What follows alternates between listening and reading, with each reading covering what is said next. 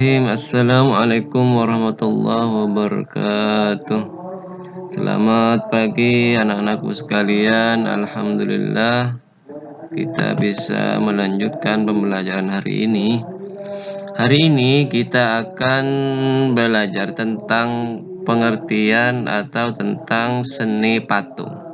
Seni patung ini adalah merupakan salah satu karya seni rupa.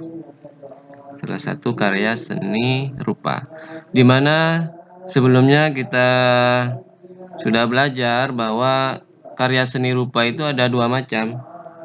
Ada seni rupa 2 dimensi, ada seni rupa 3 dimensi. Apa bedanya? Kalau seni rupa 2 dimensi itu seni rupa yang hanya memiliki segi panjang dan lebar,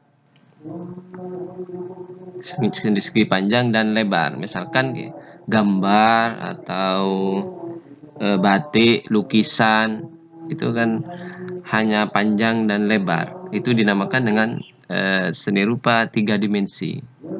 Jadi apa istilahnya, mudahnya kepeng, tadi esena. Jadi hanya bisa dilihat dari depan kalau lukisan tuh, dari depan saja, dari belakang tidak bisa. Itu 2 dimensi.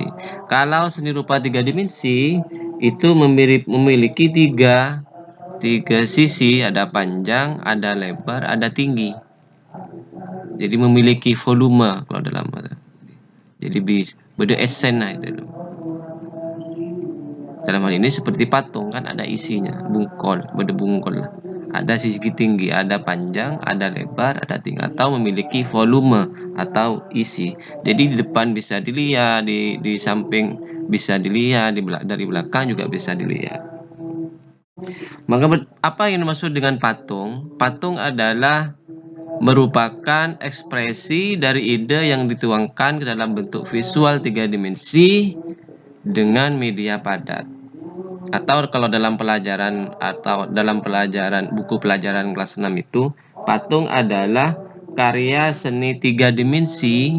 Jadi 3 dimensi, memiliki panjang, lebar, dan tinggi, yang meniru bentuk manusia, hewan, atau benda-benda lain yang dibuat dengan teknik tertentu. Jadi patung itu tidak kayak kalau yang kita pahami kan seakan-akan patung itu ya patung manusia bentuk orang.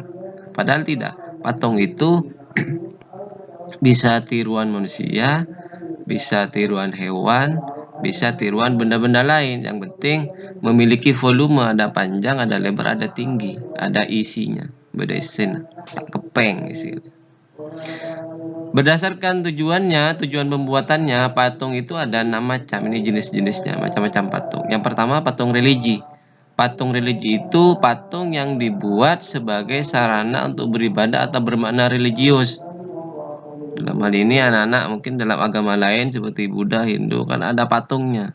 Patung Brahma, patung Siwa. Nah, patung yang disembah itu namanya patung religi, bermakna religius. Religi itu agama. Sembah untuk sarana ibadah, itu namanya patung religi. Yang kedua, patung monumen. Patung monumen itu untuk memperingati jasa seorang, kelompok, atau peristiwa sejarah.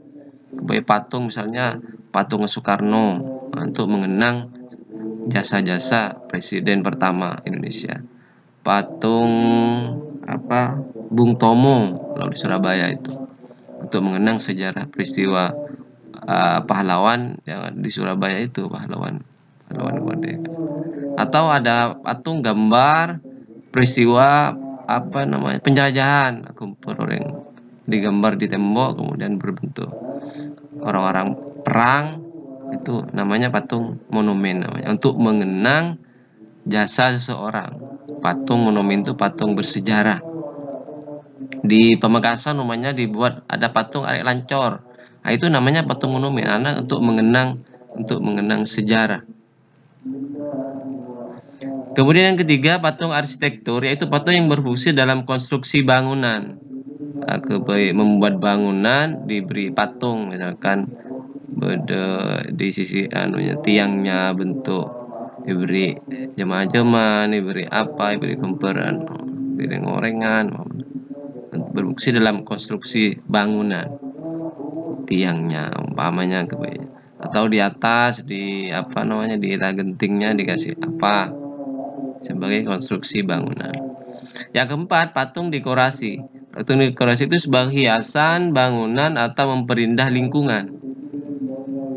Hiasan bangunan kemudian di temboknya di pinggir dikasih gambar, dibuat pemandangan umpamanya, bentuk-bentuk pohon-pohonan umpamanya. Tapi anak-anak bukan lukisan ya, bukan gambar ya. Jadi medianya biasanya tanah atau coran atau batu yang dibuat meniru hewan, manusia atau bentuk lain, benih kemper nih karena 3 dimensi. Jadi medianya itu.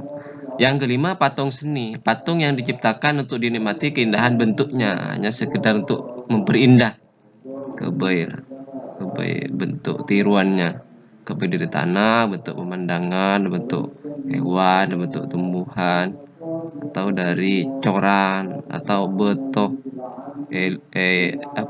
dipahat sehingga bentuk pemandangan.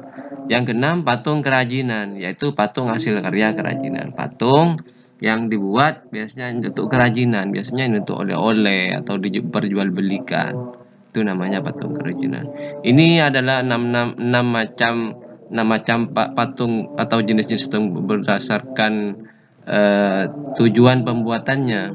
Jadi patung itu patung itu merupakan karya seni rupa 3 dimensi. Jadi alatnya anak-anak patung itu bisa dari tanah atau plastisin kalau anak-anak itu, atau lilin.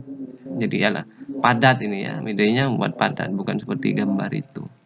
Cuman anak pemahamannya patung itu tidak hanya bentuk orang, jadi bisa bentuk hewan, itu patung juga. Atau bentuk pemandangan, tumbuhan, tapi alatnya padat itu, kui tanang, kui apa, yang ke gedung, tanah, dibuat pemandangan, itu juga patung. Demikianlah pembelajaran hari ini anak-anak, cuman perlu dipahami bahwa seni patung ini anak-anak, kalau patung yang tiruan manusia dan hewan itu bukan untuk dipraktikkan, hanya untuk dipelajari. Karena membuat sesuatu, kalau dalam agama itu kita membuat sesuatu, menggambar atau meniru, membuat patung dari hal-hal sesuatu yang bernyawa seperti manusia atau hewan, itu dalam agama tidak boleh, haram. Karena nanti itu katanya di hari kiamat akan dituntut oleh Allah untuk dikasih nyawa. Gempur oreng, gempur keben, kan bernyawa itu. Nanti di akhirat sana suruh kasih nyawa oleh Allah. Kalau tidak bisa ya kita mungkin dapat siksa, dapat balasan. Jadi dalam agama kita menggambar, membuat patung yang bernyawa seperti orang, hewan itu hukumnya tidak boleh, haram. Bagaimana caranya? Jadi kita sebagai agama kalau menggambar, kalau ya pemandangan saja, pemandangan tumbuhan. Pokoknya jangan yang bernyawa. Dengan menggambar atau membuat patung yang menggambar. Kalau patung mungkin jarang. Menggambar itu, jadi tidak boleh yang bernyawa kalau dalam agama Islam. Itu hukumnya haram. Demikianlah pembelajaran hari ini, semoga bermanfaat. Saya akhiri dulu. Wassalamualaikum warahmatullahi wabarakatuh.